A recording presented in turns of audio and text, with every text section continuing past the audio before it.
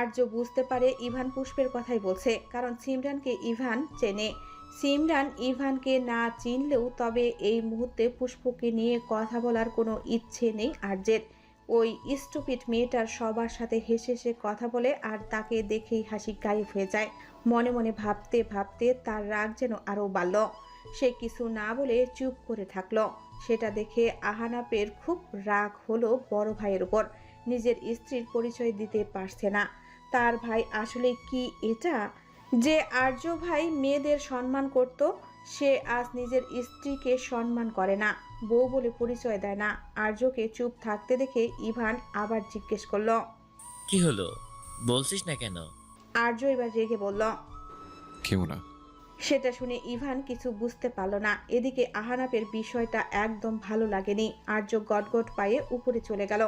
আর্য চলে যেতেই ইভান আহানাপের দিকে তাকিয়ে বলল। কেউ না। আহানাপ ইভানের কৌতূহল বুঝতে পেরে বলল। বড় মায়ের ভাইয়ের মেয়ে। তারপর দুজনে গল্প জুড়ে বসল। ইভান সিঁড়ির দিকে তাকিয়ে মনে মনে বিড়বিড় করে বলল, মায়াবিনী, ফাইনালি তোমার চোখ পড়লো আমার উপর। আর্য রুমে এসে দেখে পুষ্প রুমে নেই। এতে আর্য ভীষণ বিরক্ত হয়। সে বুঝতে পারছে না কার উপর বিরক্ত হচ্ছে, পুষ্পের উপর নাকি নিজের উপর। তার কেন এরকম অস্বস্তি হচ্ছে? ওই মেয়েটা যার সাথেই হাসুক, তাতে তার কি? না না, তাকে এসব শেষ করতেই হবে। সে এসবে জড়াতে চায় না। আর্য নিজের মাথার চুল খামচে ধরল। তার নিজের উপর বিরক্ত লাগছে, রাগ উঠছে। হঠাৎ আর্যের কানে আসে মেলি মিষ্টি কণ্ঠস্বর, ঠিক যেন কোকিলের গলা। আর্য কণ্ঠ অনুসরণ করে বারান্দার দিকে এগিয়ে গিয়ে দরজায় দাঁড়ালো। চোখ স্থির হয়ে সাদা মেঝেতে বসা ষোড়শী কন্যার উপর। হিজাব খুলে গলায় ঝুলিয়ে রেখেছে। চুলগুলো মেসি বেনি করা। কয়েকটি ছোট চুল মুখের উপর এসে পড়েছে। পা ভাঁজ করে মেঝেতে বসে কোলের উপর সাদা তুলতুল আর তুলিকে নিয়েছে। সাদা গাউন মেঝেতে ছড়িয়ে পড়েছে। পুষ্প খরগোশ দুটোকে গাজর খাওয়াচ্ছে আর হেসে বলছে, জানিস, আজকে প্রথমবার নৌকায় চড়েছি। প্রথমে আমার ভয় করছিল, কিন্তু সিমরান আপু আর আনাব ভাইয়া দুজন আমায় সাহস দিয়েছে, অনেক অনেক কিছু দেখিয়েছে। সিমরান আপু আমায় ধরে রেখেছিল যেন পড়ে না যাই। আস্তে আস্তে আমার ভয়ও কেটে গিয়েছিল। তারপর আমার অনেক ভালো লেগেছিল। ভাইয়া ফুচকা, ঝালমুড়ি, আইসক্রিম খাইয়েছে আমায়। আজকে অনেক মজা করেছি আমি। আনাব ভাইয়া আমায় অনেক কিছু দেখিয়েছে। হাসি মুখে পুষ্পের এক একটা কথা শুনে আর্যের রাগ যেন বাড়ছে, কমছে না। এই মেয়ে তার সামনে ভয়ে দাঁড়াতে পারে না, আর আহানাবের সাথে ঘুরতে গিয়েছে। তার সামনে ভাজা মাছটা উল্টে খেতে জানে না, আর সবার সাথে বাইরে থেকে ঘুরে আসে। সব এই মেয়েটার নাটক। সে এবার পুষ্পের একদম পেছনে গিয়ে দাঁড়ালো। পায়ের শব্দ পেয়ে মুখ তুলে তাকালো পুষ্প। আর্যকে দেখেই রমণীর মুখের ভীতির ছায়া নেমে আসে, যা চোখ এড়ায় না আর্যের। এতে যেন আর্য আরো ক্ষিপ্ত হলো। সে এবার হাঁটু গেড়ে বসলো একদম পুষ্পের নিকটে। এতে পিছিয়ে যেতে চায় পুষ্প, কিন্তু আর্য হতে দিল না। এক থাবায় পুষ্পের কাঁধ চেপে ধরে একদম নিজের কাছে নিয়ে আসে। আর্যের গরম নিঃশ্বাস পুষ্পের মুখে আছড়ে পড়ছে। আর্যকে নিজের এত কাছে দেখে পুষ্পের হৃৎস্পন্দন অস্বাভাবিক বেড়ে যায়। ভয়ে বুক দুরু দুরু কাঁপছে। এর মধ্যে শোনা যায় আর্যর গম্ভীর ঠান্ডা কণ্ঠস্বর, হে মেয়ে, তোমার সমস্যা কি? কতবার বলেছি আমার চোখের সামনে আসবে না, কথা কানে যায় না। আমি তোমাকে বলেছি আমার থেকে দূরে থাকতে, আর তুমি আরো বেশি আমার কাছে আসছো। Y damn it? আর্যের বলা কথা শুনে পুষ্প কি বলবে বুঝতে পারছে না। সে তো ভয়ে মুখ মেলতে পারছে না, কথা বলবে কি করে, গলা রুদ্ধ হয়ে গেছে। এদিকে পুষ্পকে চুপ করে থাকতে দেখে আর্য হাতের চাপ আরো বাড়িয়ে দেয়। এতে যেন আর্যের ধরে রাখা জায়গাটা দেবে যাচ্ছে, মনে হচ্ছে নখ গেঁথে যাচ্ছে। ব্যথায় পুষ্পের আক্ষি যুগল ভিজে উঠল। টলমলে হরিণী চোখে আর্যের দৃষ্টি যেতেই আর্য থমকে যায়। মেয়েটা আবার কেন কাঁদছে? সে কি এখন এই মেয়েকে মেরেছে? কাদার মতো কি বলছে? শুধু তো জিজ্ঞেস করেছে, এতে কাঁদতে হবে কেন? পুষ্প এবার ব্যথায় নীরবে অশ্রু বিসর্জন দিতে থাকে। শব্দ করে কাঁদে না। প্রতি রাতে ঘুমরে কাঁদতে কাঁদতে শব্দ করে কাঁদা হয়তো ভুলেই যাচ্ছে। আর্য পুষ্পকে নীরবে কাঁদতে দেখে থমকে গেল। কেন জানি না তার খুব অস্বস্তি লাগছে মেয়েটার চোখের পানি দেখে। আর্য আর নিতে পারল না, ধমকে উঠল, হ্যাঁ মেয়ে, কাঁদছো কেন? আমি কি তোমাকে মেরেছে? আর্যের ধমকে পুষ্পের কোলে থাকা খরগোশ দুটো চমকে উঠল, দৌড়ে কোল থেকে নেমে গেল। পুষ্প ভয়ে ভয়ে দুদিকে মাথা নেড়ে বোঝালো মারেনি। তাহলে কাঁদছো কেন?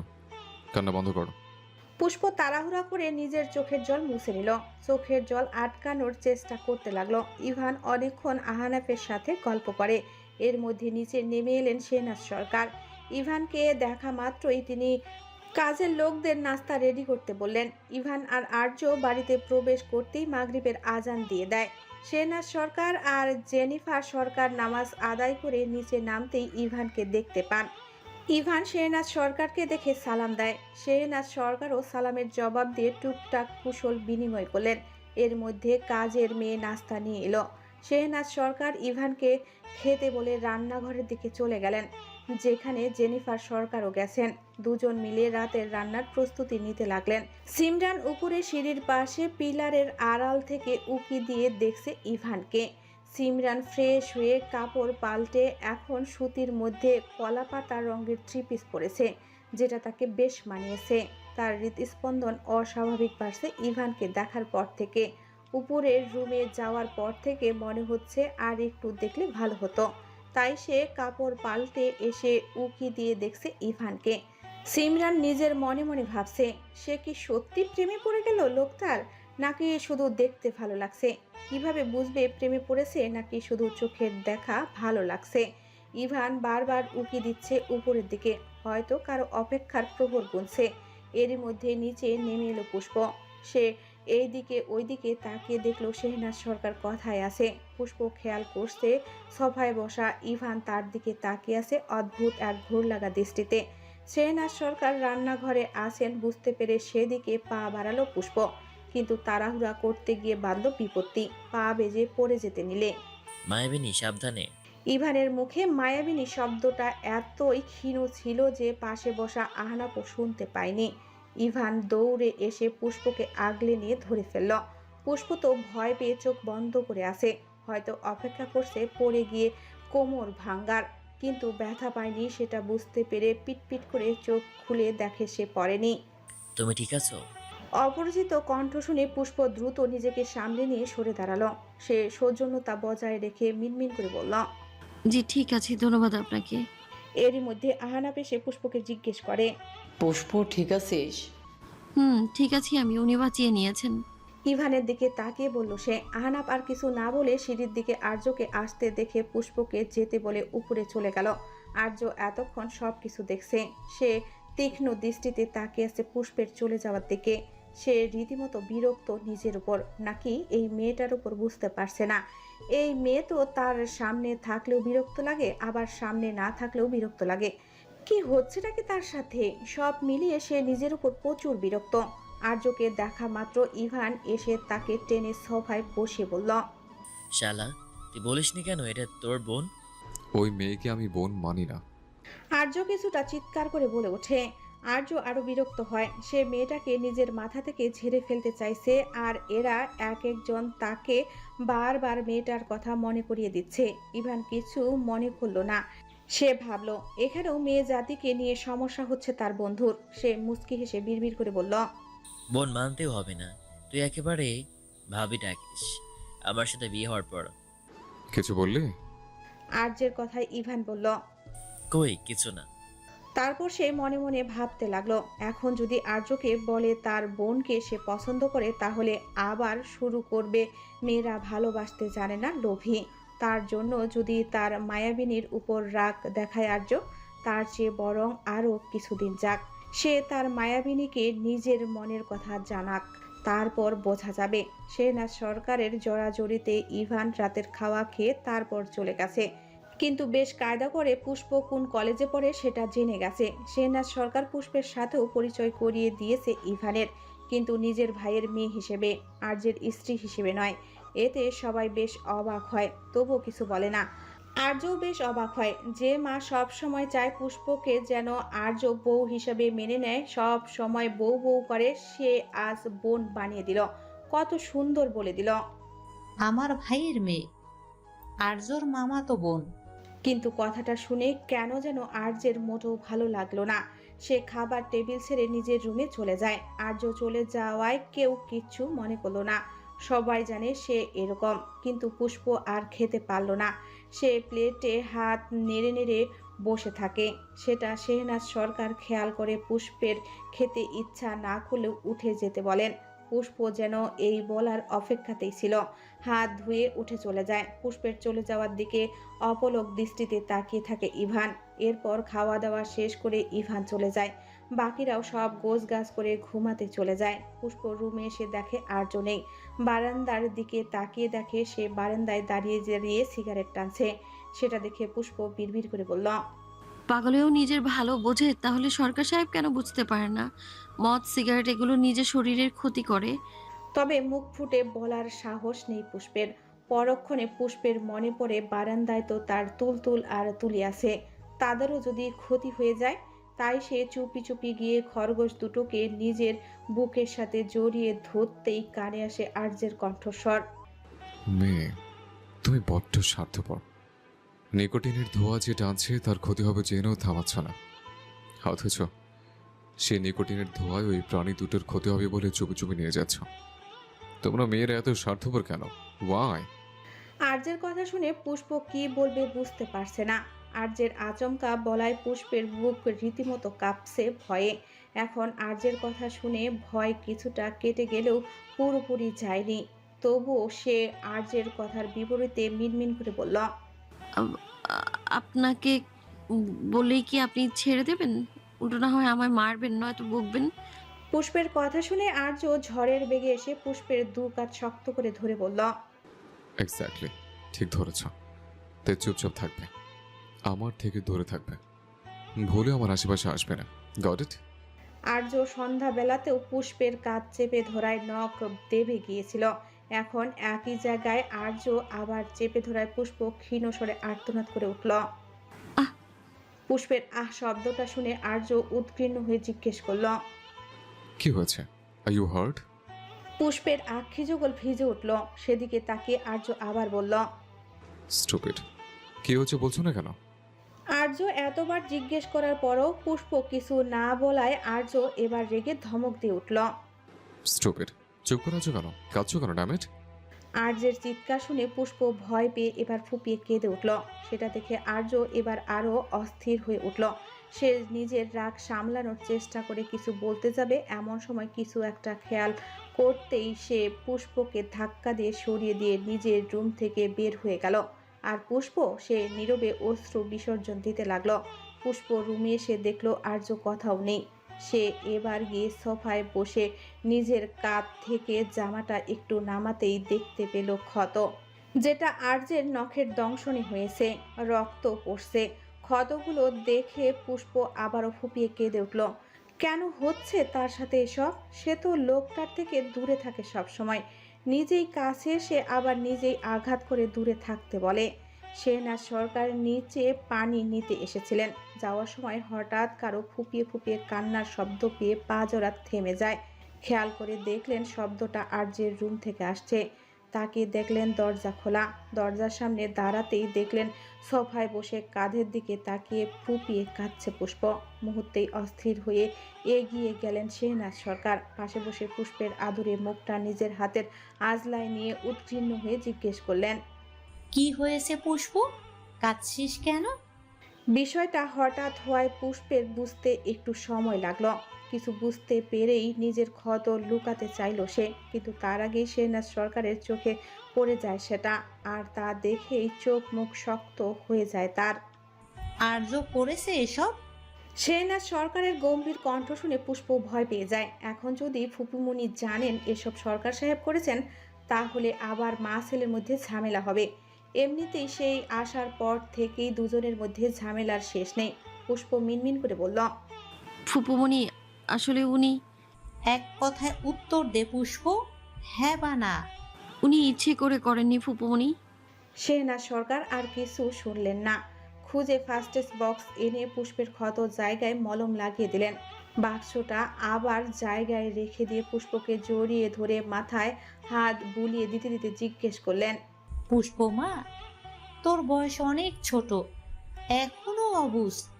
কিন্তু তুই এই বয়সে অনেক কিছু সহ্য করেছিস, তাই তোকে আর্যর সাথে বিয়ে দিয়ে একটা সুন্দর জীবন দিতে চেয়েছিলাম। কিন্তু এখন আমার মনে হচ্ছে আমি ব্যর্থ হচ্ছি। মনে হচ্ছে তোকে এক নরক থেকে তুলে এনে আরেক নরকে রেখেছি আমি। এখন যদি আমি তোদের বিয়ে বাতিল করে তোকে আলাদা করে দিই, তাহলে তোর উপর একটা দাগ পড়ে যাবে। ডিভোর্সি সমাজের মানুষের কটু কথার তীর, বাঁকা চোখের চাহনি বৃদ্ধি করবে, যেটা আমি চাইনি। তাই তোকে সব সময় আর্যর আশেপাশে রেখে তোর প্রতি আর্যর একটু মায়া বাড়াতে চেয়েছিলাম, কিন্তু আর না। আর্য শুধরানোর নয়, এই ছেলে কোনো দিন ঠিক হবে না। তাই এখন আমি তোর মতামত চাই। তুই আর্যর সাথে থাকতে চাস নাকি মুক্তি চাস? আমাকে বল, আমি সব ব্যবস্থা করব। চিন্তা করিস না, আর্যর সাথে আলাদা হলো তোর দায়িত্ব আমার। আমি তোকে নিজের হাতে তৈরি করব। তুই এই বাড়িতেই থাকবি। শেহনাজ সরকারের সব কথা মন দিয়ে শুনল পুষ্প। সে বুঝতে পারছে ফুপুমনি সরকার সাহেবের উপর থেকে ভালো হওয়ার আশা ছেড়ে দিয়েছে। এখন সে কি করবে, কি বলবে কিছুই বুঝতে পারছে না। সে কিছু বলবে তার আগেই রুমে প্রবেশ করলো আর্য। তাকে দেখে শেহনাজ সরকার উঠে দাঁড়ালো। যেতে যেতে আর্যকে বললেন, পুষ্পর গায়ে যদি আর একটা ফুলের টোকাও পড়ে, তাহলে মনে রেখো এই বাড়িতে তোমার জায়গা হবে না। আর তুমি খুব ভালো করেই জানো আমি যা বলি তা করেই ছাড়ি। কথাগুলো বলে চলে গেলেন শেহনাজ সরকার। আর্য এক পলক পুষ্পের দিকে তাকিয়ে দেখলো কান্নার ফলে ফর্সা মুখ লাল হয়ে গেছে। আর্য গিয়ে বিছানায় শুয়ে পড়ে। এদিকে পুষ্প মাথা নিচু করে সোফায় বসে থাকে।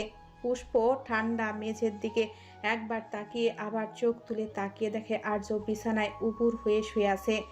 দেখে মনে হচ্ছে ঘুমিয়ে গেছে। পুষ্প আর কিছু না ভেবে এগিয়ে গিয়ে বিছানা থেকে একটা বালিশ নিয়ে ঠান্ডা মেঝেতে শুয়ে পড়ে।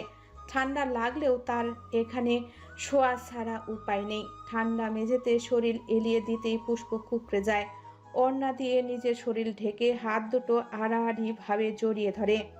এক সময় ঠান্ডায় কাঁপতে কাঁপতে ঘুমপুরীরা এসে হানা দেয় পুষ্পের চোখে। পুষ্প ঘুমিয়ে যেতেই আর্য উঠে বসে। সে ঘুমায়নি। সে এতক্ষণ পুষ্প কি করে সব লক্ষ্য করছিল। সে এবার গিয়ে পুষ্পের পাশের মেঝেতে শুয়ে পড়ে। নিজের হাতের উপর হাত দিয়ে এক দৃষ্টিতে তাকিয়ে থাকে পুষ্পের মায়াবী মুখের দিকে। বাচ্চাদের মতো মুখটা কান্নার ফলে লাল হয়ে গেছে, যা দেখে আর্যের চেহারার কোনো পরিবর্তন লক্ষ্য করা গেল না। সে বিড়বিড় করে বলল, আম্মু ঠিক কথাই বলেছে, ছেড়ে দাও আমাকে। আমি তোমাকে টলারেট করতে পারি না, একদম সহ্য হয় না তোমাকে। I just hate you. Arya একটু থেমে আবার বলল, তুমি আমাকে না ছাড়লে আমি বাধ্য করব তোমাকে আমায় ছাড়তে। কতদিন সহ্য করতে পারো আমিও দেখব। আমার জীবনে কোনো মেয়ের অস্তিত্ব রাখবো না আমি। তোমরা মেয়েরা হচ্ছে পুরুষের ধ্বংসের কারণ, ছলনাময় নারী। নিজেরা ছলনা করে ভালোবাসতে বাধ্য করো, মাঝপথে ছেড়ে চলে যাও। তারপর বিপরীত দিকের মানুষটা তিল তিল করে মরে। তোমরা দেখেও না দেখার ভান করো। অনেক পুরুষ সেটা সহ্য করতে না পেরে মৃত্যুর কোলে ঢলে পড়ে। কথাগুলো বলতে বলতে আর্যের গলা বুঝে আসে। সে নিজেকে সামলে উঠে দাঁড়ায়। পুষ্পকে কুঁকড়ে থাকতে দেখে বিছানা থেকে কমফোর্টার নিয়ে পুষ্পের গায়ে ছুঁড়ে মারে। হঠাৎ কিছু গায়ে পড়ায় পুষ্প হকচকিয়ে ঘুম ভেঙে গেল। সে কিছু বোঝার আগে আর্য কর্কশ গলায় বলল, হ্যাঁ মেয়ে, যাও গিয়ে সোফায় ঘুমাও। মেঝেতে শুয়ে ঠান্ডা লেগে জ্বর উঠলে তোমার ফুপিমনি বলবে আমি করেছি সব, আমার কারণে তোমার জ্বর হয়েছে। পুষ্প অবাক হয়ে তাকালো আর্যের দিকে। সরকার সাহেব কখন থেকে ফুপুমণিকে ভয় পেতে শুরু করলো, তবুও মুখ ফুটে কিছু বলার সাহস হলো না। গিয়ে সোফায় শুয়ে পড়ে। এদিকে আর্য আবার বারান্দায় গিয়ে নিকোটিনের ধোঁয়া উড়াতে লাগলো। সকালে উঠে নাস্তা খেয়ে যে যার কাজে চলে গেল। শেহনাজ সরকার পুষ্পকে নিয়ে বেরিয়ে পড়লেন। পুষ্পকে কলেজে নামিয়ে দিয়ে নিজে ল ফার্মে চলে যান। পুষ্প কলেজের গেট দিয়ে ঢুকতেই সারা দৌড়ে সে জড়িয়ে ধরে বলল, জানিস তোকে অনেক মিস করছি আমি। পুষ্প হেসে উঠে সারার কথায়। হ্যাঁ, পুষ্প মন খুলে হাসতে শিখেছে শুধু সারা আর সিমরানের সাথে। এই হাসির পেছনে ভয় লুকিয়ে থাকে না, মন থেকে হাসে। সে বিনিময়ে বলল, আমারও তোর কথা খুব মনে পড়ছিল জানিস। গতকাল আমি সিমরান আপু, আহানা ভাইয়া ঘুরতে গিয়েছিলাম, নৌকায় চড়েছি। আর কি কি করলি? এভাবে দুজন গল্প করতে লাগলো। একটা কথা আছে না, সঙ্গ দোষে লোহা ভাসে, ঠিক যেন সেরকম সারার অতিরিক্ত কথা বলা পুষ্পের সাথে মিশে গেছে। আর পুষ্প তার জবাবে উত্তর দিতে দিতে সে নিজেও বেশ কথা বলে। বাড়িতে থাকা পুষ্প আর কলেজে থাকা পুষ্পকে অচেনা কেউ দেখলে মনে করবে দুটো আলাদা মানুষ, শুধু চেহারাটা একই। কথার মধ্যেই সারা বলে ওঠে, জানিস আজকে আর্টসের নতুন টিচার আসবে, শুনেছি লোকটা খুব সুন্দর, স্মার্ট। তুই কিভাবে জানলি? আরে ক্লাসের মেয়েরা বলা বলি করছিল, সেখান থেকে জানতে পেরেছি। পুষ্প আর কিছু বলল না, দুজনে ক্লাসে ঢুকে গেল। দুটি ক্লাস শেষ করে বসে আছে পুষ্প আর সারা। এর মধ্যে ক্লাসরুমে প্রবেশ করলেন একজন সুদর্শন পুরুষ। বয়স হবে হয়তো 28-এর কাছাকাছি। পুরুষের হাতে আছে যুক্তিবিদ্যা প্রথম পত্র বই। সে এগিয়ে ব্ল্যাকবোর্ডের সামনে দাঁড়িয়ে টেবিলের উপর বইটা রেখে সবার উদ্দেশ্যে বলল, হ্যালো স্টুডেন্টস, কেমন আছো সবাই? সবাই একসাথে বলে উঠল, ভালো আছি আমরা। আপনি কেমন আছেন স্যার? আলহামদুলিল্লাহ, আমিও ভালো আছি। আমি স্নিগ্ধ সায়ান, তোমাদের নতুন স্যার। আজকে থেকে যুক্তিবিদ্যার প্রথম পত্র ক্লাসটা নেব আমি। আশা করি তোমরা কোঅপারেট করবে। স্নিগ্ধকে দেখে মেয়েরা ফিসফাস শুরু করেছে। এদিকে নতুন স্যারকে দেখে সারা পুষ্পের কানে কানে বলল, পুষ্প, এই লোক এখানে কেন? পুষ্প ফিসফিস করে বলল। তুই চিনিস ওনাকে?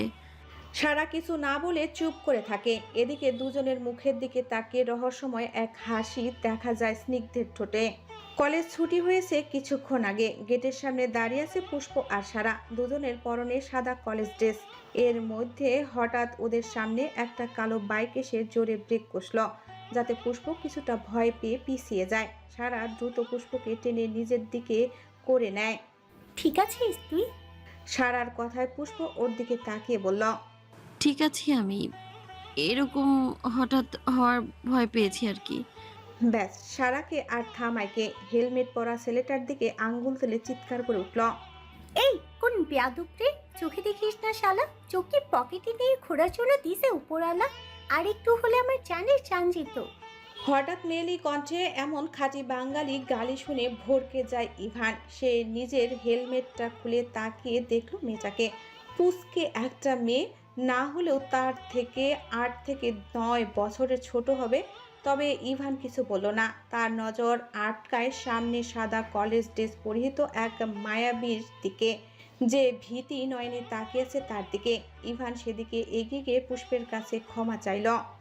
সরি মায়াবিনী, আমার আরেকটু সাবধানে ব্রেক করা উচিত ছিল। আমি বুঝতে পারিনি তুমি ভয় পেয়ে যাবে।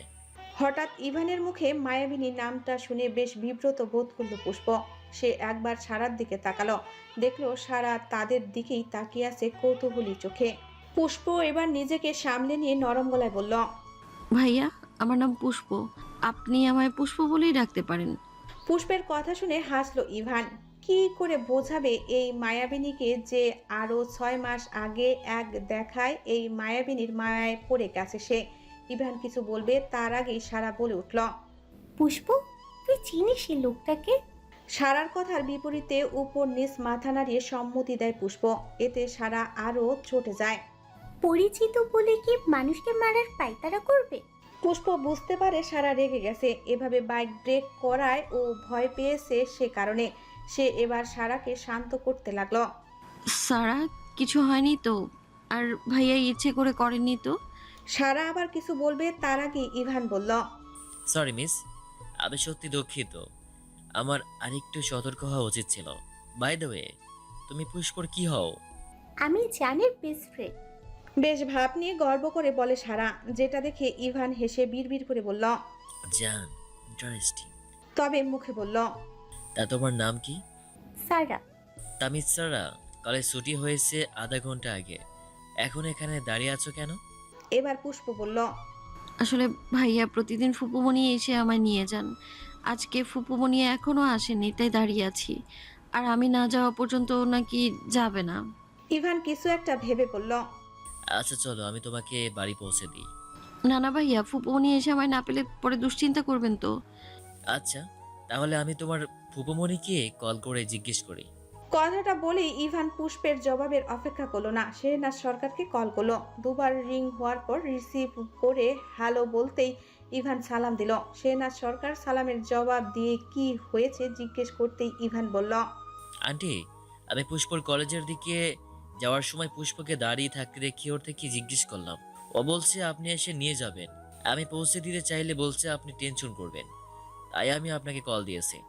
পুষ্প এখনো গেটে দাঁড়িয়ে আছে, কিন্তু আমি তো ড্রাইভারকে পাঠিয়ে দিয়েছি পুষ্পকে আনার জন্য। আজকে আমি ব্যস্ত থাকায় ওকে আনতে যেতে পারিনি, তাই ড্রাইভারকে পাঠিয়েছি। তুমি বলছো পুষ্প এখনো ওখানে? আন্টি, হয়তো জ্যামে আটকে গেছে। আপনি অনুমতি দিলে আমি পৌঁছে দিতে পারি। তোমার অসুবিধা হবে না? না না আন্টি, কোনো অসুবিধা নেই। আচ্ছা ঠিক আছে, সাবধানে পৌঁছে দিও। ইভান কল কেটে ফোন পকেটে ঢুকিয়ে রেখে পুষ্পের দিকে তাকালো। সব শুনে পুষ্প এবার বেশ অস্বস্তিতে পড়ল। একটা অপরিচিত ছেলের বাইকে বসে যাওয়া, যাকে সে মাত্র একবার দেখেছে, কথাও যেন মন সায় দিচ্ছিল না। পুষ্পকে নড়তে না দেখে ইভান বলল, ভয় পাচ্ছ কেন মায়াবিনী? ভাইয়া, এসব নামে আমায় ডাকবেন না দয়া করে। আমাকে আমার নাম ধরে ডাকুন। আচ্ছা আচ্ছা ঠিক আছে পুষ্প, বাইকে ওঠো, আমি পৌঁছে দেব। চিন্তা করো না, তোমার ফুপুমণি অনুমতি দিয়েছেন। পুষ্প অগত্যা বাধ্য হয়ে বাইকে উঠে বসলো, তবে মাঝখানে নিজের ব্যাগটা রেখে দিল। সারার থেকে বিদায় নিয়ে ইভান বাইক স্টার্ট দিল, তবে সে বেশ ধীরে চালাচ্ছে, কারণ পুষ্প তাকে না ধরে বাইকের পেছনের সিটটা শক্ত করে ধরে আছে। পুষ্প যেতেই সারা রাস্তার দিকে তাকিয়ে দেখলো কোনো রিক্সা আসছে কিনা। কোনো রিক্সা না দেখে সে হাঁটতে শুরু করলো। এমন সময় পেছন থেকে কেউ ডেকে উঠল, মিসেস সায়ান, তোমার বাঙালি গালি দেওয়া এখনো বন্ধ হয়নি? কণ্ঠস্বর শুনে সারার পা থেমে যায়। সে পেছনে না ফিরেই বলল, যদি খাঁটি বাঙালি গালি শোনার ইচ্ছা না থাকে তবে আমার থেকে দূরত্ব বজায় রেখে চলবে। কথাটা শুনে ঠোঁট বাঁকিয়ে হাসলো স্নিগ্ধ। সে এবার দ্রুত পা চালিয়ে সারার সাথে পা মেলাতে মেলাতে বলল, গালি দেওয়া মেয়েদের আমার পছন্দ নয়, তবে তোমার ক্ষেত্রে ব্যাপারটা ভিন্ন, সেটা তুমি খুব ভালো করেই জানো। স্নিগ্ধের কথা শুনে সারা এবার থেমে যায়। সোজা স্নিগ্ধের চোখের দিকে তাকিয়ে বলল, এত সবারই জানি না, জানতে চাইও না। আপনি শুধু আমার থেকে দূরে থাকুন, না হলে আমি কি করতে পারি আপনি খুব ভালো করে জানেন। কথাটা বলেই একটা রিক্সা দেখে সেটাই চট করে উঠে পড়ল সে। পেছন থেকে শোনা গেল স্নিগ্ধের চড়া গলা, কি করবে? আমার থেকে পালাতে আবার সহজ ছাড়বে? বিপরীত দিক থেকে কোনো উত্তর আসে না। স্নিগ্ধ এবার বাঁকা হেসে বিড়বিড় করে বলল, তুমি যেখানেই যাবে সেখানেই হাজির হবো আমি। তুমি আমার থেকে পালাতে পারবে না, রেজিস্ট্রি করা বউ। ইভান পুষ্পকে গেটের সামনে নামিয়ে দিল। সে বাইকটা থামিয়ে নেমে এলো। পুষ্পকে কিছু বলবে তার আগেই পুষ্প বলল, ধন্যবাদ ভাইয়া, এখন আসি আমি। আমাকে কি বাড়ি থেকে তাড়িয়ে দিতে চাইছো পুষ্প? এবার না না, আমি কেন আপনাকে তাড়িয়ে দেব? তাহলে একবার ভেতরে যাওয়ার জন্য সাধলেও না কেন? আমি কি মনে করব? সরি ভাইয়া, ভুলে গিয়েছিলাম, আপনি আসুন।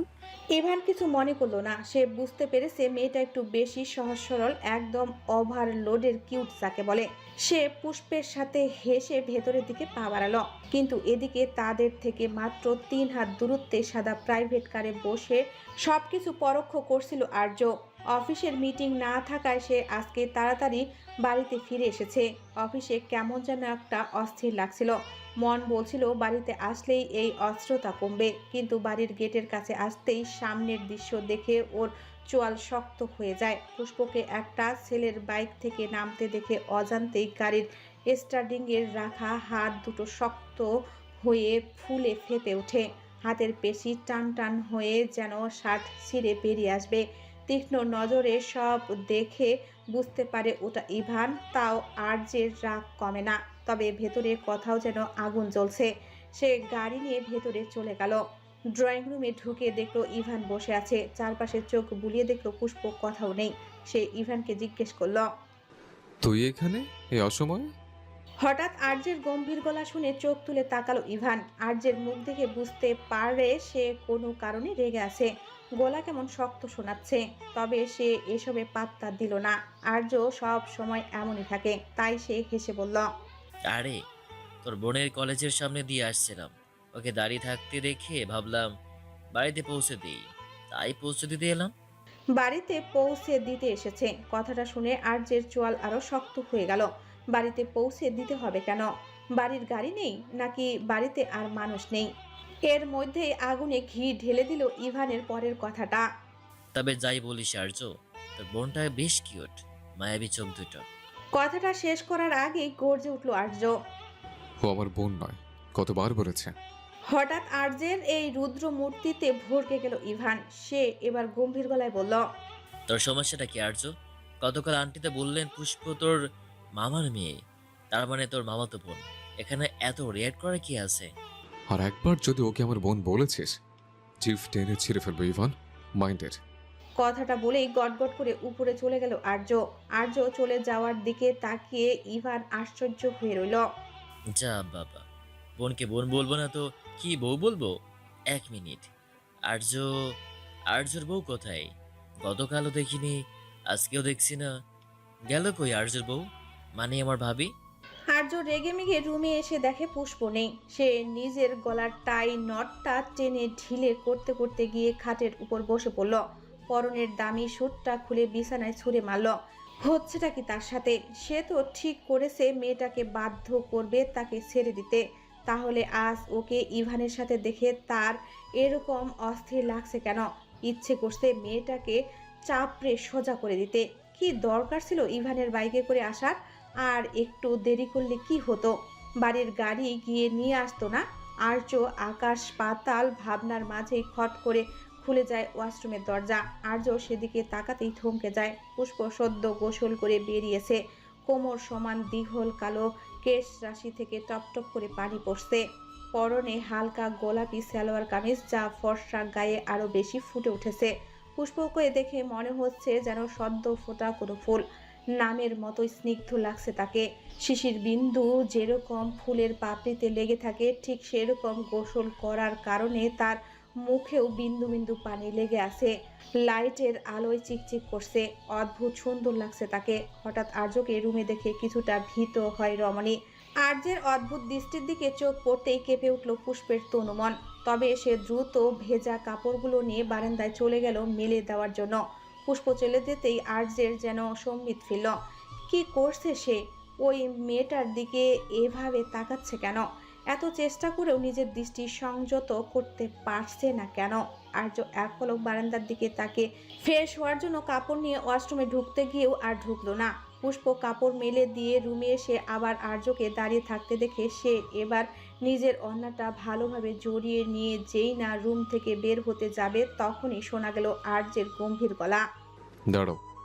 আর্যের গলার গম্ভীর আওয়াজ শোনা মাত্রই পুষ্পের পা মাটিতে আটকে যায়। ভয়ে বুক দুরু দুরু কাঁপতে শুরু করলো। সে কি আবার কোনো ভুল করেছে নাকি? কিন্তু তার তো এরকম কিছুই মনে পড়ছে না। সে চোখ নামিয়ে ফিরে দাঁড়ালো। আর্য এগিয়ে একদম পুষ্পের সামনে দাঁড়ালো।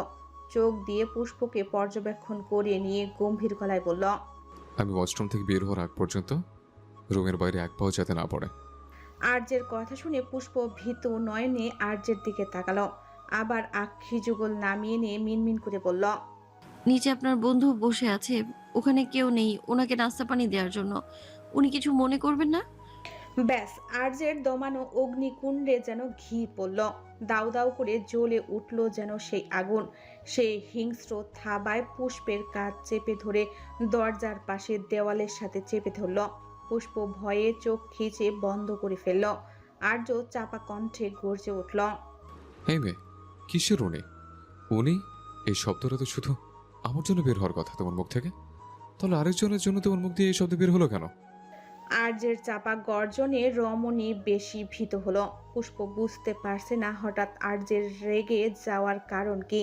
সে তো রেগে যাওয়ার মতো কিছু বলেনি। পুষ্পকে চুপ করে থাকতে দেখে আর্য আরো হিংস্র হয়ে উঠল। সে এবার পুষ্পের চোয়াল চেপে ধরে দাঁতে দাঁত চেপে হিসিয়ে বলল, এই মুখ দিয়ে আমি ব্যতীত অন্য কোনো পুরুষের জন্য যদি উনি শব্দটা বের হয়েছে, তাহলে সোয়ার তোমার মুখ সারা জীবনের জন্য বন্ধ করে দেব। আর্যের কথার মানে বুঝতে পারল না পুষ্প। সে এমনিতেই প্রচুর ভয় পেয়ে আছে। তবুও মুখ ফসকে বলে ফেলল, উনি না বলে তাহলে কি বলবো? নিজের মুখের কথা শুনে নিজেই হতবিলম্ব হয়ে যায় পুষ্প। সে তো বলতে চায়নি। সে ভয়ে ভয়ে আর্যের দিকে তাকিয়ে দেখলো আর্য তীক্ষ্ণ দৃষ্টিতে অবলোকন করছে তাকে। তার হাব ভাব দেখে পুষ্প আরো ভয় পেয়ে গেল। যদি মারে? আর্য এর আগে একবারই পুষ্পের গায়ে হাত তুলেছিল, যখন প্রথমবার পুষ্প আলমারিতে হাত দিয়েছিল। তারপর ধমক, অপমান, অবহেলা, তুচ্ছ তাচ্ছিল্য করলেও আর গায়ে হাত তোলেনি। পুষ্প কোনোদিন আর্যের কথার বিপরীতে কথা বলেনি, কিন্তু আজকে পুষ্প না চাইতেও জবাব দিয়েছে। তাই হয়তো পুষ্প ভয় পাচ্ছে মার খাওয়ার। কিন্তু পুষ্পকে অবাক করে দিয়ে আর্য ঠোঁট বাঁকিয়ে তাচ্ছিল্য করে হেসে বলল, বাহ, ইভানের জন্য আমার মুখে মুখে তর্ক করা শুরু করে দিয়েছ। ইভান ভাইয়া, আমি কথা শেষ হওয়ার আগেই আর্য আবার হিংস্র হয়ে চোয়াল আরও শক্ত করে চেপে ধরল। বলেছি না, উনি শব্দটা আমি ব্যতীত কোনো পুরুষের জন্য বের করবে না মুখ দিয়ে। পুষ্পের কাছে এই আর্যকে কেমন যেন অচেনা লাগছে। হঠাৎ নরম, হঠাৎ গরম। কি বলছে হয়তো নিজেও জানে না, বুঝতে পারছে না। পুষ্প এবার কিছুটা সাহস সঞ্চার করে জিজ্ঞেস করল, তাহলে কি বলবো? যাই বলো ড্যামিট, কিন্তু উনি শব্দটা যেন শুধু আমার জন্য বের হয়। এখন চুপচাপ রুমে বসে থাকবে আমি না আসা পর্যন্ত, নাহলে পা ভেঙে হাতে ধরিয়ে দেব। কথাটা বলে দরজা লক করে গটগট পায়ে ওয়াশরুমে ঢুকে গেল আর্য। এদিকে আর্যের ব্যবহার, কথা সব যেন পুষ্পের ছোট মাথার উপর দিয়ে যাচ্ছে। সে এগিয়ে গিয়ে সোফায় বসে একবার বন্ধ ওয়াশরুমের দরজার দিকে তাকে বিড়বিড় করে বলল, আজব, সরকার সাহেবের হয়েছে এটা কি আজকে? এরকম আজব বিহেভ কেন করছে সে? উনি সব সময় আমার আমি সামনে আসলে দূরে যেতে বলেন, তাহলে আজকে হঠাৎ আমায় আটকে কেন রেখেছেন? 5 তলার একটা বিল্ডিং, সেখানেই দোতলার ফ্ল্যাট ভাড়া নিয়ে থাকে সারার বোন আর দুলাভাই। তাদের সাথেই থাকে সারা। নিজের রুমে বারান্দায় বিষণ্ণ মনে দাঁড়িয়ে আছে সে। ভাবতে লাগলো আরও 2-2.5 বছর আগের কথা। সে তখন ছিল গ্রামের বাড়িতে। ওখানকার একটা হাই স্কুলে 10ম শ্রেণীর ছাত্রী ছিল সে। সারা ছিল খুব ভালো ছাত্রী। সেখানেই নতুন টিচার হিসেবে জয়েন করেছিল স্নিগ্ধ। কিন্তু এর আগে তাকে গ্রামে কোনো দিন দেখা যায়নি। তাকে প্রথম দেখায় মারাত্মকভাবে ক্রাশ খেয়েছিল সারা। সেটাকে উঠতি বয়সের ভালো লাগা ভেবেছিল সে। কিন্তু দিন যত গেছে সারার মনে স্নিগ্ধের জন্য ভালো লাগা ছড়িয়ে প্রখর এক অনুভূতি তৈরি হতে লাগলো। সে স্নিগ্ধের আশেপাশে ঘুরঘুর করতে শুরু করলো। স্নিগ্ধ সেটা দেখেও না দেখার মতো করে এড়িয়ে যেত। এক সময় স্নিগ্ধের প্রতি অনুভূতি এতটাই তীব্র হলো যে তার পড়াশোনার উপর প্রভাব ফেলতে শুরু করে। তাই সারা ঠিক করেছিল এসএসসি শেষ করার আগেই স্নিগ্ধকে তার মনের কথা জানিয়ে দিবে। কিন্তু যেদিন তার মনের কথা জানানোর কথা ছিল সেদিনই ফ্ল্যাশব্যাক। দিনটা ছিল রবিবার। স্কুল ছুটি হওয়ার পর সারা ব্যাগ থেকে ছোট আয়না বের করে নিজেকে ভালো করে পরিপাটি করে নিল। ব্যাগে রাখা 3টি গোলাপ, যেগুলো একসাথে তোড়ার মতো করে বেঁধে নিয়ে এসেছে। গিয়ে দাঁড়ালো স্নিগ্ধের বাইকের সামনে। স্নিগ্ধ আসলেই জানাবে নিজের মনের কথা। কিছুক্ষণ পর ছাত্রছাত্রীরা যখন বেশিরভাগ চলে গেল, ভিড় কমলে বেরিয়ে এলো স্নিগ্ধ। পরনে সাদা শার্ট, সাথে মানানসই কালো প্যান্ট, কালো বেল্ট আর কালো শু। বেশ মানিয়েছে স্নিগ্ধকে। সেই সুদর্শন পুরুষকে দেখে আরও একবার হোঁচট খেল রমণী। স্নিগ্ধ এসে বাইকের সামনে সারাকে দেখে গম্ভীর কণ্ঠে জিজ্ঞেস করল, এখানে কি করছো? স্নিগ্ধের গম্ভীর গলা শুনে সারার মুখের কথা জড়িয়ে গেল। এতক্ষণ ধরে জানানোর সাহস যেন মুহূর্তেই গায়েব হয়ে যায়। সে আমতা আমতা করে বলল, স্যার, আমি আপনাকে কিছু বলতে চাই। স্নিগ্ধ সারার হাব ভাব অবলোকন করে বলল, কি বলবে, তাড়াতাড়ি বলো। সারা নিজের মনের সব সাহস একত্রিত করে চোখ বন্ধ করে বলেই ফেলল, স্যার, আমি আপনাকে ভালোবাসি। সারার মুখে ভালোবাসার কথাটা শোনার সাথে সাথেই সারার গালে পড়ল তীব্র চর। চরের তীব্রতা এতটাই ছিল যে সারার মুখ অন্য পাশে ঘুরে গেল। তীব্র ব্যথায় সারার গাল টনটন করে উঠল। সাথে ছলছল করে উঠল রমণীর আক্ষি যুগল। সে কিছু বলবে তার আগেই গর্জে উঠল স্নিগ্ধ, এই মেয়ে, বয়স কত তোমার? এইটুকু বয়সে ভালোবাসার কি বোঝো? হ্যাঁ, খবরদার, আরে কোনোদিন যদি তোমাকে আমার সামনে দেখেছি তাহলে স্কুল থেকে রেস্ট্রিক্ট করে দিব। ফ্ল্যাশব্যাক এন্ড সারা, খেতে আয় বোন। বড় আপুর ডাকে অতীত থেকে বেরিয়ে আসে সারা। বুক চিরে বেরিয়ে আসে এক দীর্ঘশ্বাস। নিজের চোখের পানি হাতের উল্টো পাশ দিয়ে মুছে নিজেকে কিছুটা সামলে নিয়ে ঠিকঠাক করে খেতে চলে যায় সে। ইভান ড্রয়িং রুমে বসে আছে আধ ঘন্টা ধরে। এর মধ্যে সিঁড়ি দিয়ে নিচে নামতে দেখা যায় আর্য আর পুষ্পকে। পুষ্পের মুখে গোল করে ওড়না জড়ানো, মুখ ছাড়া কিছুই দেখা যাচ্ছে না। পুষ্প বেশ জড়সড় হয়ে নামছে। তার মনে পড়ছে কিছুক্ষণ আগের কথা। আর্য ওয়াশরুম থেকে মাথা মুছতে মুছতে বের হয়ে দেখলো পুষ্প জড়সড় হয়ে বসে আছে সোফায়। পুষ্পকে এখনো রুমে দেখে ঠোঁট বাঁকিয়ে হাসলো আর্য। যাক, মেয়েটা তার অবাধ্য হয়নি। সে এগিয়ে এসে পুষ্পের সামনে দাঁড়িয়ে গম্ভীর কণ্ঠে জিজ্ঞেস করল। কলেজ কয়টায় ছুটি হয়? আর্যের এমন প্রশ্নে ভরকায় পুষ্প।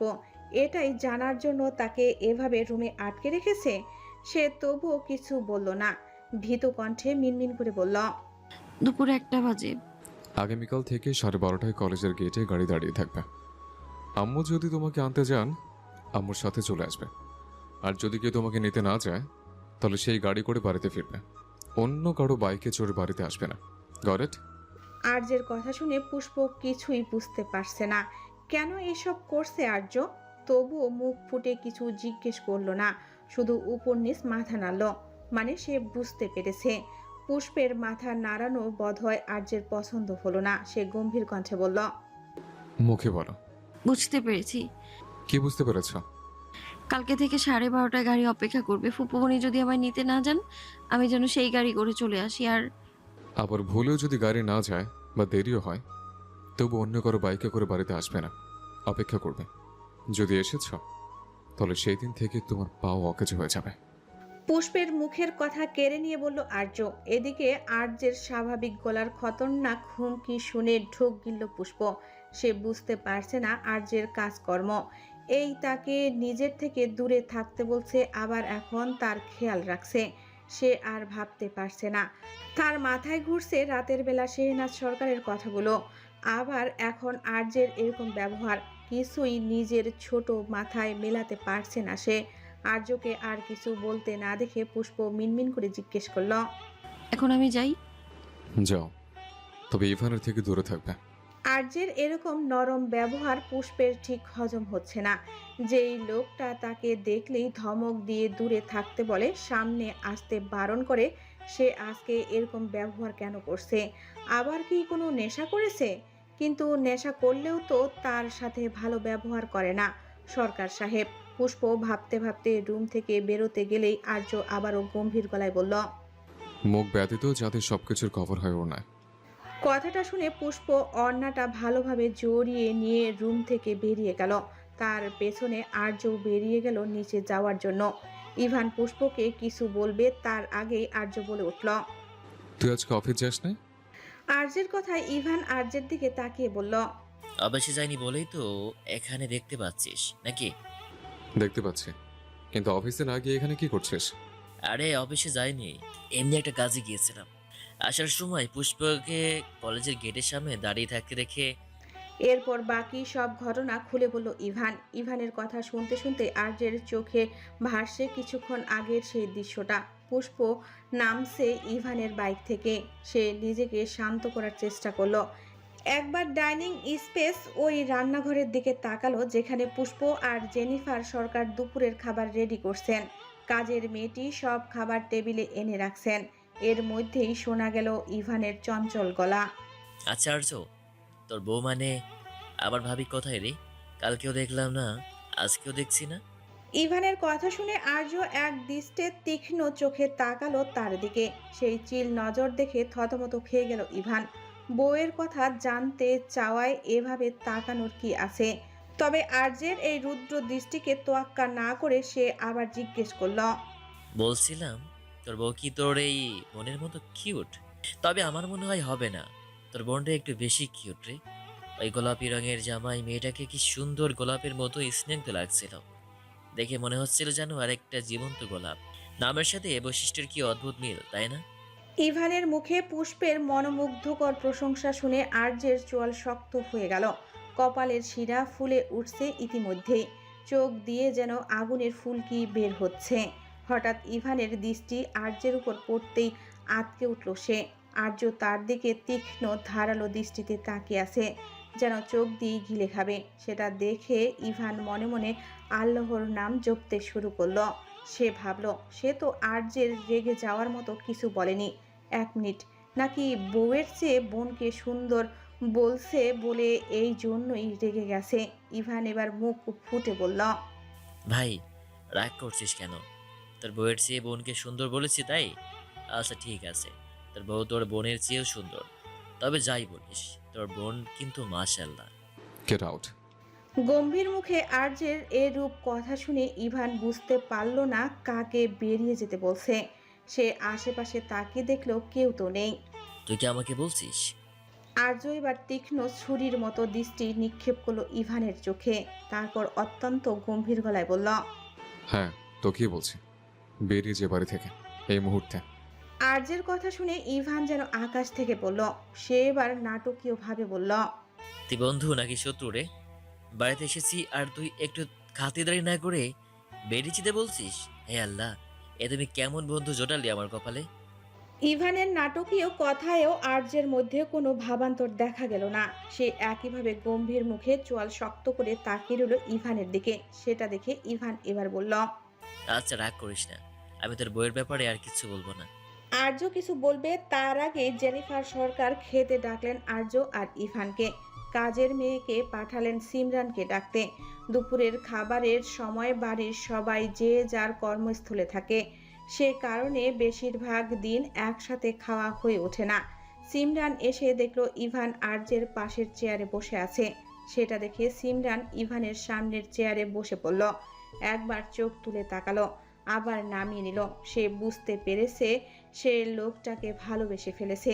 তাই তো রাতে ঘুমাতে গেলেও তার লোকটার কথা মনে পড়ে, পড়তে গেলেও লোকটার কথা মনে পড়ে, সব জায়গায় লোকটাকে সব সময় মনে পড়ে। চোখের সামনে ভেসে ওঠে লোকটার চেহারা। জেনিফার সরকার পুষ্পকে জোর করে খেতে বসিয়ে দিলেন সিমরানের পাশের চেয়ারে। তারপর নিজে 4 জনকে পরিবেশন করতে লাগলেন। পুষ্প মাথা নিচু করে খাওয়া শুরু করলো। সে কারো দিকে তাকাচ্ছে না, আর সিমরান খাওয়ার ফাঁকে ফাঁকে চোখ তুলে ইভানকে দেখছে। কিন্তু ইভানের সেদিকে খেয়াল নেই। সে তো সিমরানের পাশে বসা পুষ্পকে দেখায় ব্যস্ত। আর্য এক পলক সামনের চেয়ারে বসা পুষ্পের দিকে তাকিয়ে খাওয়ায় মন দিল। খাওয়া দাওয়া শেষ করে আর্য আর ইভান ড্রয়িং রুমের সোফায় বসে কাজ নিয়ে কথা বলতে শুরু করলো। সিমরান পুষ্পকে সাথে নিয়ে অন্য আরেকটা সোফায় বসলো। সে মূলত ইভানকে দেখার জন্যই নিজের সাথে পুষ্পকে নিয়ে বসেছে। পুষ্পকে দেখা মাত্রই ইভান তার দিকে তাকে জিজ্ঞেস করলো, আচ্ছা পুষ্প, তুমি কিছু মনে না করলে একটা কথা জিজ্ঞেস করি? হঠাৎ ইভানের কথা শুনে পুষ্পের মনে পড়ে গেল আর্যের বলা সেই কথা, ইভানের থেকে দূরে থাকবে। পুষ্প ভীত চোখে একবার আর্যের দিকে তাকিয়ে দেখলো আর্য যেন কিছুই শোনেনি, নিষ্প্রভভাবে ফোন স্ক্রল করছে। এদিকে পুষ্পকে চুপ করে থাকতে দেখে সিমরান বলল, আরে সমস্যা নেই ইভান ভাই, আপনি জিজ্ঞেস করুন, পুষ্পরানী উত্তর দিবে। সিমরানের কথায় ইভান হেসে জিজ্ঞেস করল, তুমি কি এখানে বেড়াতে এসেছো? মানে কয়দিন থাকবে?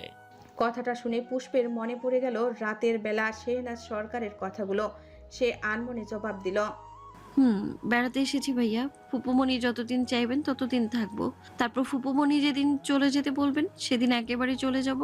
কথাটা শুনে আর্যের হাত থেমে গেল এক মুহূর্তের জন্য। তার মানে মেয়েটা আম্মুর বলা কথাগুলো নিয়ে ভাবছে। কথাও যেন একটা সূক্ষ্ম ব্যথা অনুভব হলো আর্যের মনে পুষ্পের কথাটা শুনে। তবে সেটাকে পাত্তা না দিয়ে সে আবার ফোন স্ক্রল করতে করতে ভাবলো, সে তো এটাই চেয়েছে। যাক, মেয়েটা আম্মুর কথাগুলো নিয়ে ভাবতে শুরু করেছে। ইভান আরেকটু টুকটাক কথা বলল সিমরান আর পুষ্পের সাথে। এক সময় ইভান হেসে বলল, পুষ্প, তোমাকে কিন্তু খুব মানিয়েছে গোলাপি রঙে। ব্যাস, ইভানের এই একটা কথাই যথেষ্ট ছিল এতক্ষণ ধরে শান্ত হয়ে বসে থাকা আর্যকে অশান্ত করতে। সে ফোঁস করে উঠে গিয়ে ইভানের কলার ধরে দাঁড় করিয়ে দিল। তারপর প্রায় বগল দাবা করে বাড়ি থেকে বের করে নিয়ে গেল। পার্কিং এরিয়ায় এসে দাঁতে দাঁত চেপে হিসিয়ে বলল, আজকের পর থেকে তোর এই বাড়িতে আসা বন্ধ। যা, এখন আমার সাথে দেখা করার হলে অফিসে আসবে। আর্যের কথা শুনে ইভান যেন আকাশ থেকে পড়ল। সে এবার আর্যের দিকে তাকিয়ে বলল, এই, তোর সমস্যাটা কি রে? এরকম আজব বিহেভ কেন করছিস? যখনই আমি তোর বোনকে নিয়ে একটা কথা বলি অমনি চেতে উঠিস। সমস্যাটা কি তোর? মাথাটা কি একেবারে গেছে, নাকি মেয়াদর তোনে গাঁজা খেয়েছিস? ইভানের মুখে আবার বোন শব্দটা শুনে আর্য এবার ধমকে উঠল। Shut up. ওই মেয়েকে নিয়ে আমার সামনে আর একটা কথা বলবে না। ওই মেয়েকে আমার বোন বলবে না। কতবার বলেছি তোকে? আচ্ছা, ভুল হয়ে গেছে। তোর বোন বলবো না, পুষ্পকে। ওর নামও নেবে না তোর মুখে। বলেই গটগট পায়ে আবার বাড়ির ভেতরে ঢুকে গেল আর্য। এদিকে আর্যের অদ্ভুত ব্যবহার দেখে ইভানের মাথায় কিছুই ঢুকছে না। সে আর্যকে চেনে। আর্য মেয়েদের ঘৃণা করে অতীতের সেই ঘটনার জন্য, কিন্তু আর্যের আজকের এই ব্যবহার এটা কোনোভাবেই মেলাতে পারছে না ইভান। আর্যকে বড্ড অশান্ত অস্থির লেগেছে তার কাছে। আর্য যেন কি করছে কি বলছে কিছুই সে নিজেও বুঝতে পারছে না। কিন্তু যেটাই হোক, তার সমস্যা কি পুষ্পকে নিয়ে? পুষ্পর নামটা মুখে নেওয়ার আগেই ধমকে উঠছে। বন্ধু যদি এরকম করে তাহলে বন্ধুর বোনকে পটাবে কি করে? তাকেও কি আর্যের মতো নারী বিদ্বেষী করে রাখতে চাইছে তার বন্ধু? হে আল্লাহ, এরকম করো না। আবার বন্ধুর মনে একটু তার বউয়ের প্রতি ভালোবাসা ঢেলে দাও, যাতে সে তার বউকে চোখে হারায়। তাহলে আমার ভালোবাসার রাস্তায় আর বাধা হবে না বন্ধু। ইভান বেশ করুণ কণ্ঠে আরতি জানালো আল্লাহর দরবারে। সে আর কিছু না ভেবে বাইকে উঠে বসলো। আর্য এভাবে বের করে দেওয়ায় সে মোটেও রাগ করেনি, কারণ সে জানে আর্য কোনো কারণে ডিস্টার্ব হয়ে আছে, কি করছে নিজেও জানে না, তাই হয়তো এরকম ব্যবহার করছে। নিজে ঠিক হলে আবার নিজেই কল করে সরি বলবে। সে হাসি মুখেই বেরিয়ে গেল। আর্য রুমে এসে পায়চারি করছে। রাগে মাথায় যেন আগুন জ্বলছে তার। কানে বাজছে বারবার ইভানের মুখ থেকে বেরোনো সেই মনোমুগ্ধকর প্রশংসাগুলো। গোলাপি রঙের জামায় অনেকটা জীবন্ত গোলাপের মতো লাগছে। গোলাপি রঙে তোমাকে খুব মানিয়েছে। আর্যের যেন দম বন্ধকর অস্বস্তি হচ্ছে। দু হাতে নিজের চুল খামচে ধরল। সে ওই মেয়েকে নিয়ে ভাবতে চায় না, তবুও কেন মন মস্তিষ্ক থেকে বের করতে পারছে না। যে যাই বলুক, ওই মেয়েকে নিয়ে তার কি? সে তো ওই মেয়েকে দু চোখে সহ্য করতে পারে না। আর্য সভায় ধপ করে বসে চোখ বন্ধ করে মাথাটা পেছনে এলিয়ে দিল। চোখ বন্ধ করার সাথে সাথেই চোখের সামনে ভেসে উঠল একটা গোলগাল ফর্সা মুখ, গোলাপি রঙের ওড়না জড়ানো। সাথে সাথে আর্য চোখ খুলে ফেলল, শটান হয়ে দাঁড়িয়ে গেল। আবারও অস্থির হয়ে রুমে পায়চারি করতে করতে দাঁতে দাঁত চেপে হিস হিস করতে লাগলো। Bloody pink. সবই গোলাপি রঙের জন্যই হয়েছে। সে এবার রুমের চারপাশে চোখ বুলিয়ে দেখলো আলমারির এক পাশে রাখা পুষ্পের জামা কাপড়ের ব্যাগটা। সে এগিয়ে গিয়ে একে একে পুষ্পের সব কাপড় বের করলো। গোলাপি রঙের জামাগুলো আলাদা করে নিয়ে ডাস্টবিনে ফেলে দিয়াশলাই দিয়ে আগুন জ্বালিয়ে দিল। তারপর এক দৃষ্টিতে তাকিয়ে রইল সেদিকে। আগুনের ধোঁয়ায় রুম পুরো ঘোলাটে হয়ে গেছে। এতেও আর্যের মধ্যে কোনো হেলদোল নেই। পুষ্প সিমরানের রুম থেকে বেরিয়ে এদিকেই আসছিল। রুম থেকে ধোঁয়া বের হতে দেখে তাড়াতাড়ি রুমে এসে দেখে ডাস্টবিনে আগুন জ্বলছে, আর সেদিকে স্থির দৃষ্টিতে তাকিয়ে আছে আর্য। সে কি করবে বুঝতে পারল না। কি পুষছে এভাবে? হঠাৎ পুষ্পের দৃষ্টি আটকালো ডাস্টবিনের আধপোড়া একটি কাপড়ের অংশে। সেটা দেখে পুষ্পের চোখ দিয়ে গড়িয়ে পড়ল এক ফোঁটা তপ্ত অশ্রু। সে এবার দৌড়ে গিয়ে কাপড়টা ডাস্টবিন থেকে টেনে বের করলো এবং নিজের খালি হাতেই আগুন নেভানোর চেষ্টা করতে লাগলো। এতে তার হাত পুড়ে যাচ্ছে, তবুও সে প্রাণপণে চেষ্টা করছে আগুনটা নেভাতে। হঠাৎ পুষ্পের এরকম কাণ্ড ঘটিয়ে বসবে সেটা আর্যের ধারণার বাইরে ছিল। সেও এবার উদ্গ্রীন্ন হয়ে এগিয়ে গিয়ে পুষ্পকে টেনে সরাতে চাইল, কিন্তু পুষ্প কাপড়টা ছেড়ে উঠতে নারাজ। আর্য এবার ধমকে উঠল। স্টুপিড। সমস্যা কি তোমার? ওভাবে হাত পড়েছ কেন? পুষ্পের সেদিকে কোনো খেয়াল নেই। সে কাপড়ের টুকরোটা থেকে কোনো মতে আগুনটা নিভিয়ে হাতে নিল। তার হাতও বেশ অনেকটা পুড়ে গেছে। সে আধপোড়া কাপড়ের টুকরোটার দিকে তাকিয়ে ফুপিয়ে কেঁদে উঠল।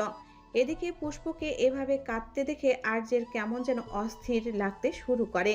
সে পুষ্পকে নিজের দিকে ঘুরিয়ে কণ্ঠটা কিছুটা নামিয়ে যথাসম্ভব নরম করার চেষ্টা করে বলল, হ্যাঁ মেয়ে, কি হয়েছে? এভাবে কাঁদছো কেন? আর্যের নরম কণ্ঠ শুনে আজকের পুষ্পের মধ্যে কোনো ভাবান্তর দেখা গেল না। সে আজকে প্রথমবারের মতো একদম নিশ্চল শীতল কণ্ঠে জিজ্ঞেস করল।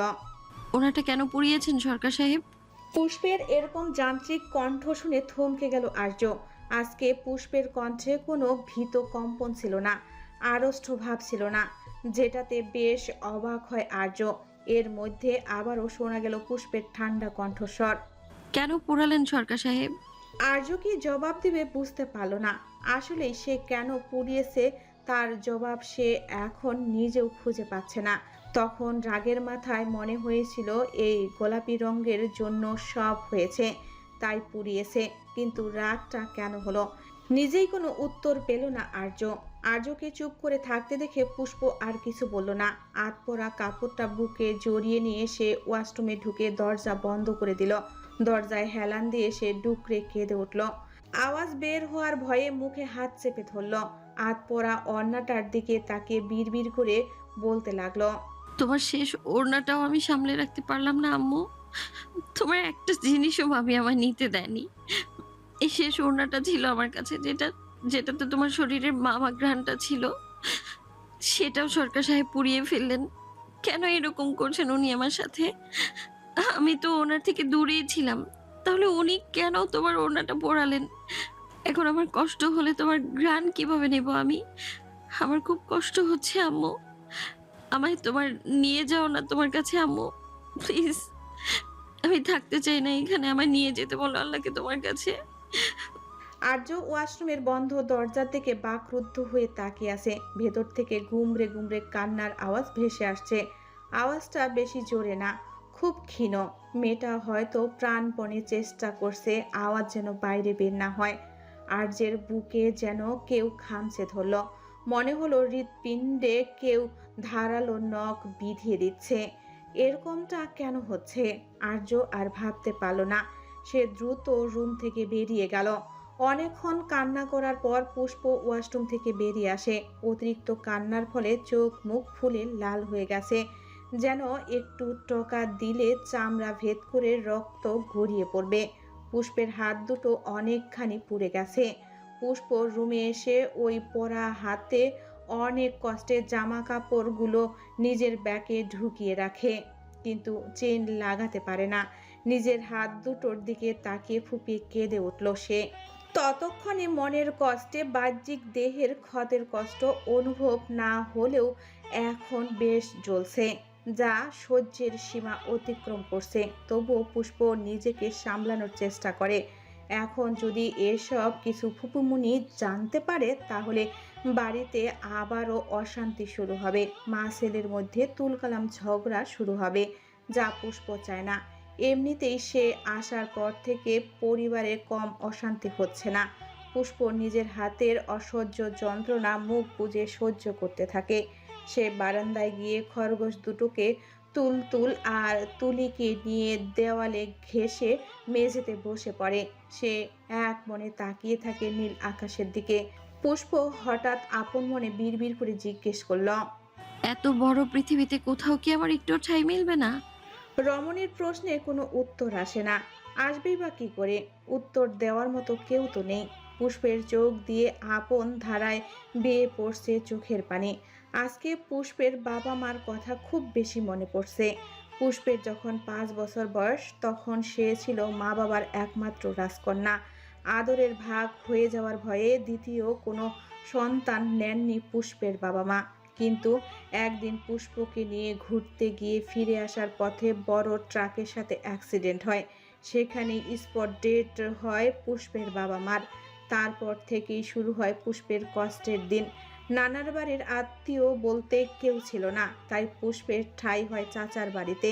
চাচা চাচি মানুষের কথায় ভয়ে দায়িত্ব নিলেও ভেতরে ভেতরে পুষ্পের 3 বেলা ভাতের জায়গায় ভাত জুটেছে 1 বেলা। তাও চাচাতো বোনের এঁটো ভাত। জামা পড়েছে চাচাতো বোনের ছোট হয়ে যাওয়া পুরনো জামা। 8 বছর বয়সেই তাকে হতে হয়েছে ঘরের রাঁধুনি। প্রথমে পাকা হাত না হলেও হাত পুড়ে খুন্তির ছ্যাঁকা খেয়ে 1 বছরের মধ্যে সে পাকা রাঁধুনি হয়ে যায়। অনেক কষ্টে এইচএসসি দিয়েছে। বাড়ির সবার কাজ শেষ করে পড়াশোনা করার সময় পেত না। তবুও মেধা ভালো হওয়ায় খুব ভালো রেজাল্ট করে, যা ভালো টিউটরের কাছে প্রাইভেট পড়েও করতে পারেনি তার চাচাতো বোন। এই চাচাতো বোনের চেয়ে ভালো রেজাল্ট করায় চাচি সহ্য হয়নি, তাই পড়াশোনা বন্ধ করে দেয়। ভাগ্যকর্মে শেহনাজ সরকার আর্যের সাথে পুষ্পের বিয়ে দিয়ে সেখান থেকে নিয়ে আসেন পুষ্পকে, যার ফলে আবারও পড়াশোনা করার সুযোগ হয় তার। কিন্তু এখন পুষ্পের মনে হচ্ছে তার আগের জীবনই ভালো ছিল। সেখানে থাকলে অন্তত আজকে তার মায়ের শেষ স্মৃতিটা আগলে রাখতে পারত। সে আসার পর থেকে মা ছেলের মধ্যে সম্পর্ক নষ্ট হয়ে গেছে শুধুমাত্র তার জন্য। সে পারলে সব ঠিক করে দিয়ে চলে যেত এখান থেকে। রোজ রোজ অপমান অবহেলা তারও তো কষ্ট হয়, কিন্তু অভাগীদের কষ্ট পেলেও সেটাকে আঁকড়ে ধরে বাঁচতে হয়। তাদের দুঃখ প্রকাশ করার কোনো জায়গা নেই। মাথা গোজার ঠাঁই পেয়েছে, সেটাই তো অনেক। অতীত বর্তমান সব কষ্টের পাওয়া না পাওয়ার হিসেব কষতে কষতে হাতের তীব্র যন্ত্রণা সহ্য করতে করতে একসময় চোখ লেগে যায় পুষ্পের। বারান্দার মেঝেতেই ঘুমিয়ে পড়ে সে। শেহনাজ সরকার বাড়িতে ফেরার পর থেকে একবারও পুষ্পকে দেখতে না পেয়ে ভাবলেন হয়তো ঘুমিয়ে গেছে, কিন্তু মাগরিবের আজানের পরও পুষ্পকে না দেখে তিনি চিন্তিত হয়ে জেনিফার সরকারকে জিজ্ঞেস করলেন, পুষ্প কোথায়? জেনিফার সরকারও বললেন দুপুরের খাওয়ার পর রুমে গিয়েছিল, তারপর থেকে আর দেখেনি। কথাটা শুনে শেহনাজ সরকার আরও চিন্তিত হলেন। মেয়েটার আবার শরীর খারাপ করলো না তো? তিনি হাতের কাজ রেখে হন্তদন্ত হয়ে উপরে আর্যের রুমের দিকে চলে গেলেন। শেহনাজ সরকার আর্যের রুমে ঢুকতেই নাকে এলো কিছু একটা পড়ার গন্ধ। তবে তিনি সেসবে মন না দিয়ে রুমে চোখ ঘুরিয়ে চারপাশে দেখলেন পুষ্প কোথাও না দেখতে পেয়ে কপালে দুশ্চিন্তার ভাঁজ পড়ল তার। তবুও ভাবলেন হয়তো সিমরানের রুমে গেছে। বেরিয়ে যেতে গিয়েও তিনি ফিরে একবার বারান্দার দিকে তাকালেন, দেখলেন দরজাটা খোলা। কিছু একটা মনে করে বারান্দার দিকে এগিয়ে গেলেন। দরজার কাছে দাঁড়াতেই চোখ আটকে গেল বারান্দার এক কোণে মেঝেতে দেওয়ালে হেলান দিয়ে শুয়ে থাকা পুষ্পের দিকে। নিস্তেজ হয়ে পড়ে আছে ফুলের মতো দেহটা। তিনি এগিয়ে গিয়ে পুষ্পকে ডাকলেন, পুষ্প, পুষ্প মা, কি হয়েছে? এইভাবে মেঝেতে ঘুমোচ্ছিস কেন? শেহনাজ সরকারের ডাকেও কোনো সাড়া নেই পুষ্পের। তিনি এবার পুষ্পের গায়ে হাত দিয়ে ওঠাতে গিয়ে চমকে উঠলেন। পুষ্পের শরীর অতিরিক্ত গরম, জ্বরে গা পুড়ে যাচ্ছে। শেহনাজ সরকার এবার নিজে মেঝেতে বসে পুষ্পের নরম শরীরটা নিজের বুকের সাথে জড়িয়ে নিলেন। গালে আলতো চাপড় মারতে মারতে ডাকলেন, পুষ্প মা, এই পুষ্প। পুষ্পের শরীর নিস্তেজ হয়ে পড়ে রইল শেহনাজ সরকারের বুকে। তিনি এবার জেনিফার সরকারকে ডেকে দুজনে মিলে পুষ্পকে ধরাধরি করে বিছানায় শুয়ে দিলেন।